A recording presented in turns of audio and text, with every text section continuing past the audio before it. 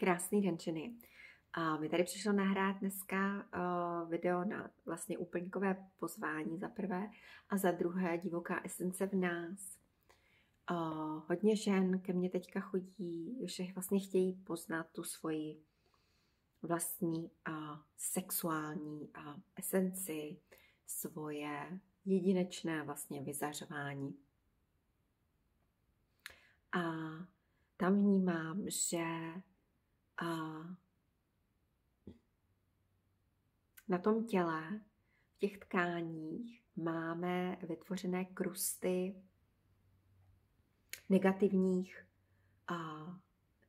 emocí, které tu negativitu, která nejenom jako je na úrovni našich zážitků, které vlastně s naším dospíváním jsme zažili, ale zároveň je to hodně kolektivní, to je taky věc, kdy je obrovský tlak na tu dokonalost našich těl, na dokonalost vůbec i představy vůbec té sexuality, jak má vypadat, tak vytváří obrovský tlak a právě tu negativitu, která neumožňuje, protože ty emoce se tam začnou skládat, ať už prostě to začíná pěkně třeba studem, odmítnutím svého těla, oddělení právě, protože nás někdo zranil, jsme tam odmítnuté.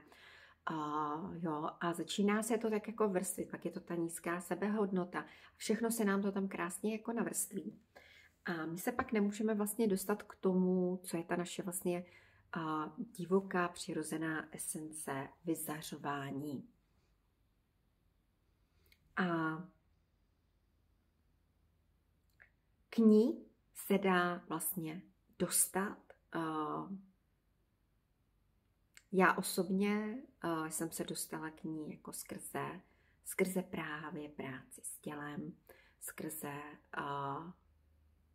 dotýkání se, pozývání si těch částí, které jsem si vlastně jako odmítla. A je to takové jako, že to scelování, to znamená, berete ty části, kde prostě jsem dala stud, kde jsem dala odmítnutí a tuto škálu těchto emocí já zvu do toho svýho vlastně pole a je to součástí mě a přijímám to, že i tohleto je vlastně jako projev mojí sexuální vlastně esence. A často právě to odmítání těchto vlastně jakoby pocitů právě vede k té disociaci, k tomu tělu, teda disociaci od toho těla, tím pádem ztrácíme tu citlivost. Když jdeme k citlivosti, tak citlivost rovná se větší potěšení. Když otvíráme tyhle ty krustičky, tak vlastně my si otvíráme ten rezervoár, tu kapacitu té orgasmičnosti, prožívání na hlubší úrovni a vlastně v mnohem větší intenzitě a taky je už dokázáno, že i v mnohem delším vlastně intervalu můžeme zažívat ty prožitky, ty zážitky, ať už tomu říká někdo šťávu, blaženost, extatické zážitky, cokoliv. Jo? Ale je to vlastně to pozývání si, co se na tom povrchu, nebo co se jako v tom našem těle dlouhou dobu vlastně uložilo. Proč je to tak důležité? Protože co já vnímám, žena má za mě projevovat tu svoji přirozenost právě skrze tu svoji sexuální esenci. My máme hodně tu sexuální esenci spojenou vlastně s tím jenom sexuálním stykem, což já říkám vždycky, to je taková další jako třešinka na dortu, kde se ještě dostaneme.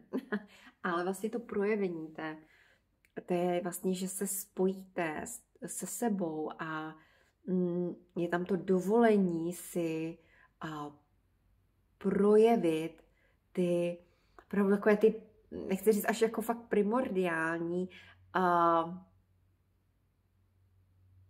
primordiální energie, napojení na ten zdroj, na to, jakože jsme hodni tady tento zdroj vlastně projevovat skrze sebe. Jo? A každá máme ty kvality úplně jiné. A na tom je to právě nádherné, že když vlastně jsme v té přirozenosti, a to jsem psala právě té autentické sexualitě, tak to se stává tím přitažlivým. Jo. A chtěla bych vás pozvat jak na teďka úplňkové setkání, které udělám nejspíš teďka ve čtvrtek v 7 hodin od 7 do 8 jenom, sharp, protože pak mám ještě tanec, takže bych ráda udělala tu hodinové setkání, fakt jako nějaký cvičeníčko, meditace. A vnímám, že můžeme propojovat se více s těma smyslama, protože to citlivování, uvědomování si, že co se děje, tak vlastně to otvírá ten potenciál, tu kapacitu. Jo? Takže do toho vás zvu. A pro ženy, které chcete jakoby více se do toho ponořit, nejenom na tu hodinku, ale ponořit se, mít možnost ten čas, prostor, se nahlídnout na to, kde vlastně já jsem odevzdala ty části, jak něco formovalo za celou tu dobu, vlastně to projevení, kdo, co je to moje sexuální já. Jaká je ta moje takovéto sexuální esence, kdo to je, co to v mém případě znamená a proč ji nežiju. Jo? Takže tam půjdeme hodně do toho prostoru, kde budeme hodně vypínat hlavu, protože my se potřebujeme dostat hodně i k té instinktivní, která je mnohem jako rychlejší i než ta naše hlava, která to začne projektovat, už tam začne vymýšlet příběhy. A my se budeme dostávat hodně do hloubky právě té instinktivní,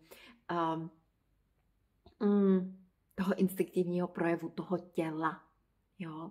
A budeme se vlastně hodně pracovat i s tím dotekem, protože ten dotek je velice zásadní intimní záležitost, kdy se dostáváme. Je to vlastně naše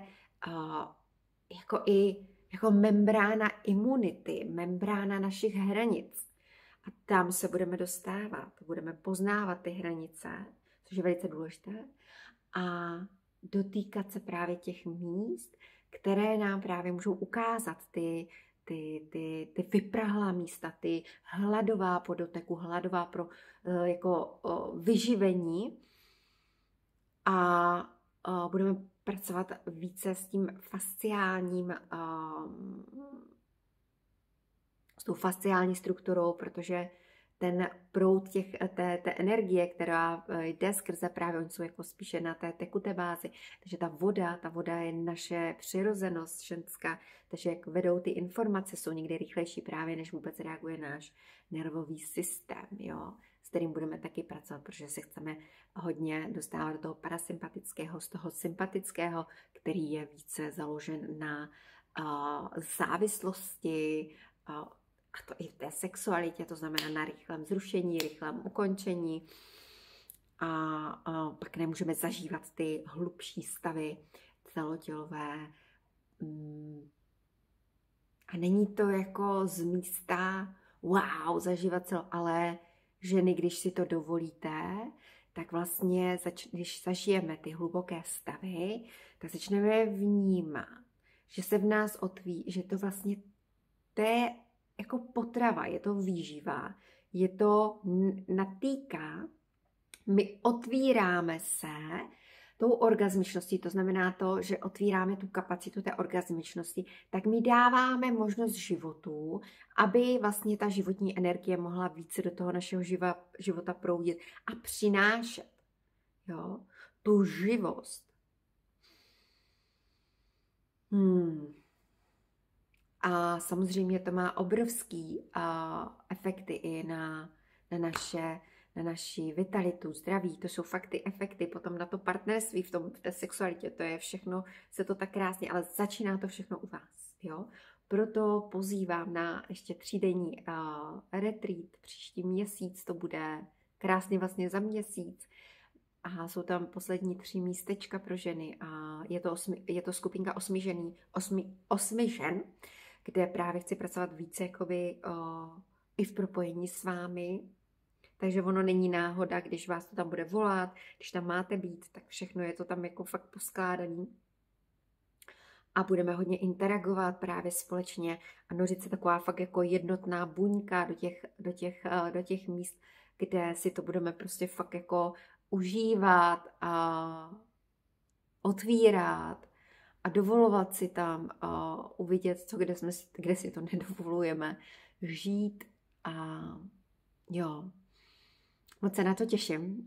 Bude to pro mě i jako fakt krásná cesta. A bude to jako právě v místě, které je naprosto jednoduché, což k této práci já potřebuju, aby tam nebyly žádné takové ty pimprdlátka nádherné, jako, aby nás neodváděli od toho našeho prožívání. Takže hodně tam bude ta přítomnost, ta naciťování si svojí vlastní, vlastně poznávat v tom sebe tu svoji autentickou, divokou, instinktivní energii. Tak a vracím se k pozvání na úplněk, kde určitě s váma budu taky nějakou praxi a ať můžete zakusit to hlubší propojení sama se sebou, se svojí smyslností a budu se těšit a pod video dám asi odkaz na Zoom.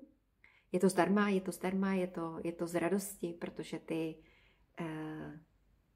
vnímám, že zažíváme hodně kolektivní unavenost, kolektivní vyhoření, takový to exhaustion, úplně únavu. A tím, když si dovolujeme tu živost otvírat, tak prostě ta životní energie proudí a nemáme potom takové ty propady. Jo? A dokážeme v těch různých polohách s tím pracovat, jakoby bych řekla, už v té větší rychlosti, větší jakoby lehkosti. Jo.